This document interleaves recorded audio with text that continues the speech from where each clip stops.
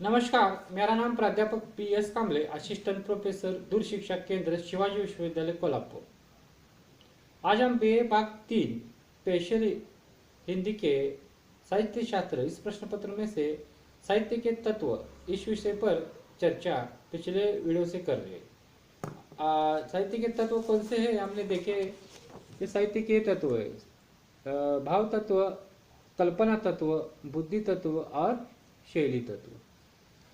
इनमें से पहले भाग में पहले वीडियो में हमने कल्पना तत्व पर भाव तत्व पर चर्चा की। आज के इस वीडियो में हम कल्पना तत्व और अन्य तत्वों पर चर्चा करेंगे। कल्पना तत्व क्या है? कल्पना शब्द संस्कृत की क्रूप धातु से बना है, जिसका अर्थ निर्माण या सृष्टि करना। निर्माण या सृष्टि करना, कल्पना का अर्थ होता है निर्माण या सृष्टि करना। कल्पना का अर्थ नव निर्माण करना है।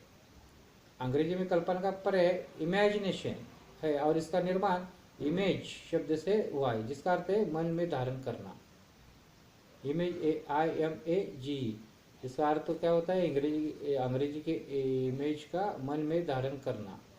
कवि को काव्य जगत का विधाता या प्रजापति कहने का अभिप्राय भी यही है कि वह भावों की नवीन सृष्टि में सक्षम होता है। यानी कि कल्पना शब्द का अर्थ क्या होता है? नव निर्माण करना, नया कुछ निर्माण करना। अंग्रेजी में इसे इमेजिनेशन कहते हैं। इमेज IMAG शब्द से बना, जिसका अर्थ है मन में धारण करना। कभी भी अपने कल्पना से एक जगह एक नया जग ही तैयार करता है, इसलिए उसे विधाता या प्रजापति कहते हैं। वो भावों को नवीन सृष्टि प्रदान करता है और वो केवल बाह्य रूप का ही अंकित नहीं करता, बल्कि अंतरात्मा तक ही प्रवेश करता है। इसलिए कहा भी गया है कि जो न देखे रवि वो देखे कवि। कवि कवि के बारे में क्या कहते हैं? जो न देखे रवि वो देखे कवि। इस प्रकार कल्पना शब्द की जो अर्थ है हम देख रहे हैं नव निर्माण। अंग्रेजी में इसे इमेजिनेशन कहते हैं। इमेज शब्द से बना है। इमेज का अर्थ है मन में धारण करना। कोई भी एक नई सृष्टि निर्माण करता है, इसीलिए उसे विधाता या प्रजापति कोई कहते हैं। वो सिर्फ बाह्य रूप का ही चित्रण नहीं करता, वो अंतरात्मा तक प्रवेश करता है। इसीलिए कवि के बारे में एक कहावत है, कहा जाता है कि जो न देखे रवि यानी कि सूरज, वह देखे कवि। कल्पना की सृजन शक्ति है। कल्पना ही एक सृजन शक्ति है, नवनिर्माण की शक्ति है और इसी के बल पर वह ब्रह्मा की सृष्टि का पुनर्निर्माण कर सकता है। कौन? कवि। कल्पना संपन्न होने के कारण ही कवि भविष्य दृष्टा कहलाता है।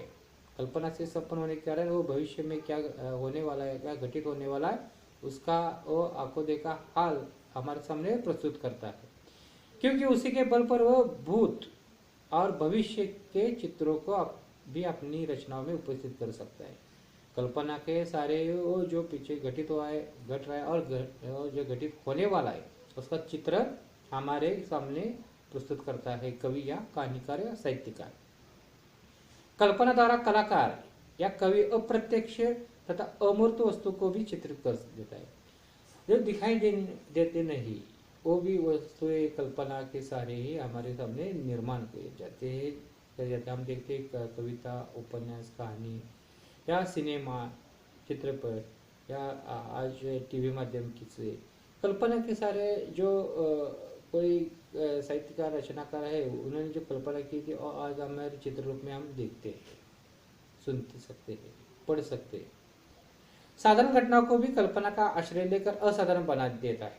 कवि साहित्यकार जो एक साधारण घटना है घटित हुई, तो साधारण घटना को भी कल्पना के सहारे वो असाधारण बना देता है।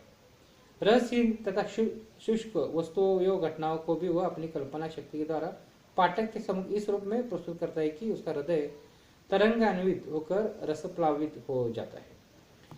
कोई रसहीन शुष्क वस्तु हो, घटना हो, उसमें कोई रस न आने वाला हो, फिर भी कल्पना का सहारा लेकर कवि साहित्यकार इस घटना को ऐसे रस में रंग देता है कल्पना के सहारे कि पाठक या पढ़ने वाले के जो हृदय हो वो उसमें भी एक रस उत्पन्न हो।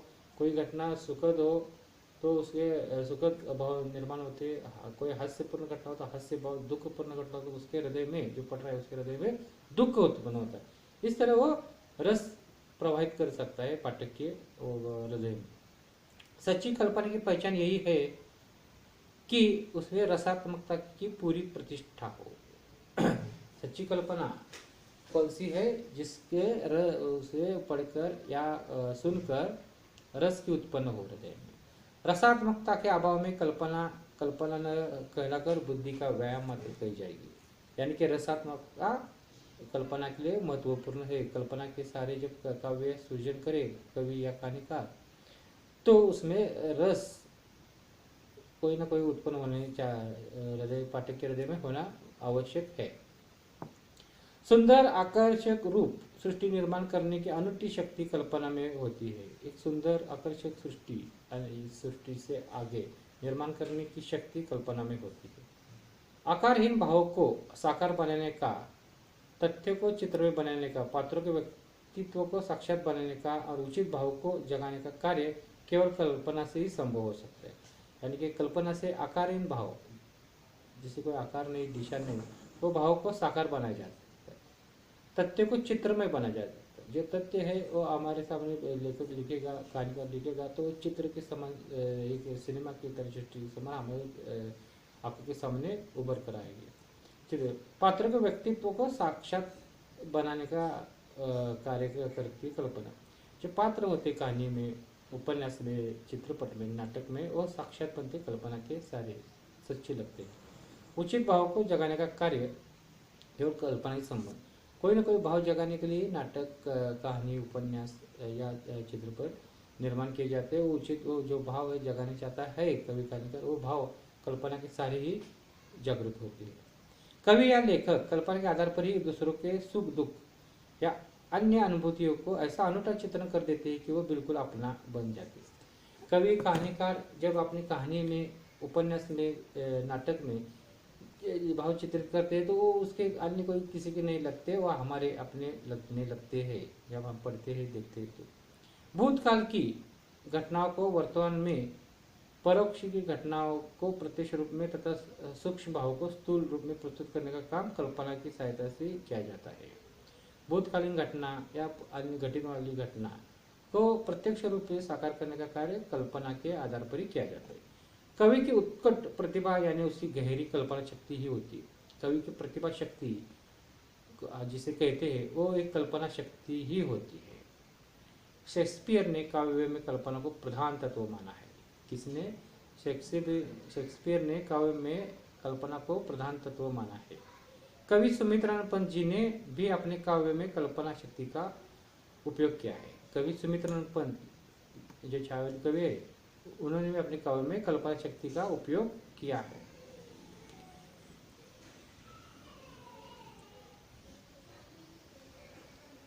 नीचे लिखे पंक्तियों में पेड़ की छाया को देखकर कल्पना संपन्न कवि पतंजलि ने उसे नल द्वारा छोड़ी गई दमयंती मानकर पूछते हैं, कहो कौन हो दमयंती सी तुम तरु के नीचे सोई, हाय तुम्हें भी त्याग गया क्या, अरे नल सा निष्ठुर कोई।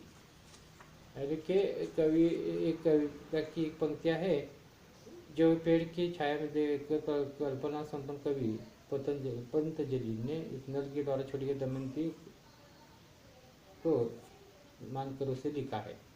कहो कौन हो दमयंती सी तुम तरु के नीचे सोई, हाय तुम्हें भी त्याग गया क्या, अली नर सा निष्ठुर कोई।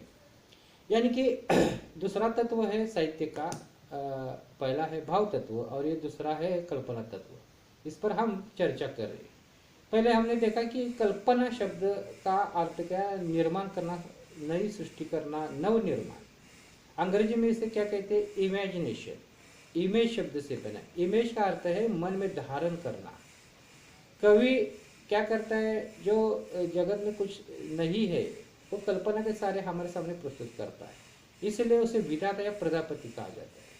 सिर्फ वो बाह्य रूप का ही चित्रण नहीं करता, अंतर आत्मा तक पहुंच जाता है, अंदर तक पहुंच जाता है। इसीलिए कवि को कहा जाता है कि जो न देखे रवि वो देखे कवि। कल्पना ही सृजन शक्ति है। एक कल्पना के सहारे ही कवि कहानीकार एक अपनी रचना का निर्माण करता है। वो रचना नीरस ना बन जाए, उसमें कोई ना कोई रस होना चाहिए, ये इसकी प्रमुख है। और शेक्सपियर ने काव्य को कल्पना को ही प्रधान तत्व माना है। शेक्सपियर जैसे महान साहित्यकार ने काव्य में कल्पना को प्रधान तत्व माना है। इस प्रकार हमने आज कल्पना तत्व पर चर्चा की। आगे के वीडियो में हम बुद्धि तत्व और शैली तत्व पर चर्चा करेंगे। धन्यवाद दोस्तों।